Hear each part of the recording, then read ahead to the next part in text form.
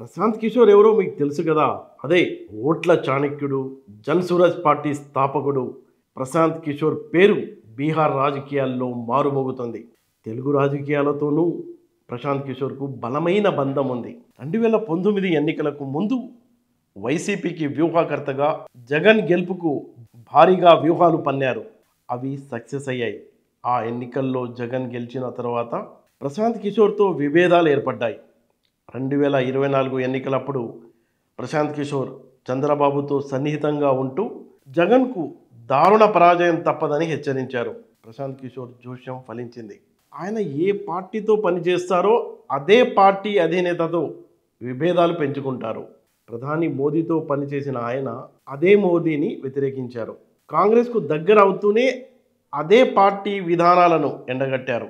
Bihar CM Nitish Kumar నేతృత్వంలోని JDU పార్టీలో చేరారు ప్రశాంత్ కిషోర్. కానీ ఆ పార్టీలో ఎక్కువ రోజులు ఉండలేకపోయారు. 2020లో బహిష్కరణకు గురయ్యారు. ఆ తర్వాత జనసూరజ్ అనే సంస్థను స్థాపించి ఇప్పుడు పార్టీగా మార్చారు. 2025 అసెంబ్లీ ఎన్నికల్లో 243 స్థానాల్లోనూ పోటీ చేస్తున్నట్టు ఆయన ప్రకటించారు. తన పార్టీ గెలిస్తే బీహార్ దశ దిశ మార్చివేస్తానని హామీలు ఇస్తున్నారు. ఈ నేపథ్యంలో ప్రశాంత్ కిషోర్ బీహార్ విజన్ పట్ల ఆయన స్వగ్రామం ప్రజలు ఆయన గురించి, ఆయన హామీల గురించి ఏమనుకుంటున్నారో తెలుసుకోవడానికి ద ఫెడరల్ టీం కోనార్ గ్రామాన్ని సందర్శించింది. ఆ గ్రామం బీహార్లోని కర్గహార్ నియోజకవర్గంలో ఉంది.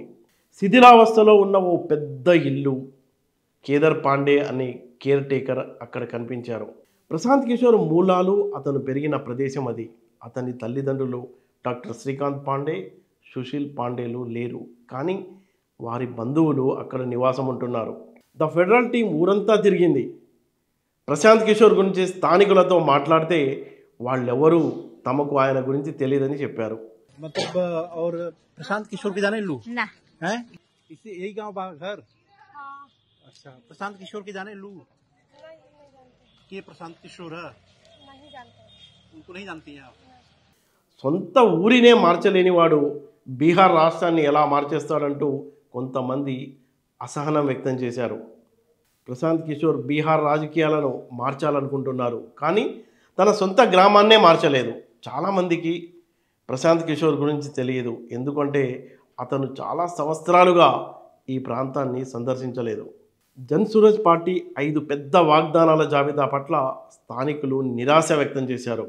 అతను చెప్పే మాటలకు చేతలకు పొంతన లేదని గ్రామస్తులు ఆగ్రహం వ్యక్తం చేశారు. దళితులపై ప్రేమ చూపుతున్నారు, కానీ వాళ్ళ భూములపై కబ్జాను ఎందుకు వదులుకోవడం లేదని కోనార్ గ్రామస్తులు తమ అసహనాన్ని వ్యక్తం చేశారు. భూ కబ్జాల్లో ప్రశాంత్ కిషోర్ కుటుంబం పలు ఆరోపణలు ఎదుర్కొంటుంది. కబ్జాల విషయం గురించి గ్రామంలోని ఆయన బంధువులతో మాట్లాడినప్పుడు ఆ ఆరోపణల్లో వాస్తవం లేదు, అవి కేవలం రాజకీయ ఆరోపణలని వాళ్ళు వ్యాఖ్యానించారు.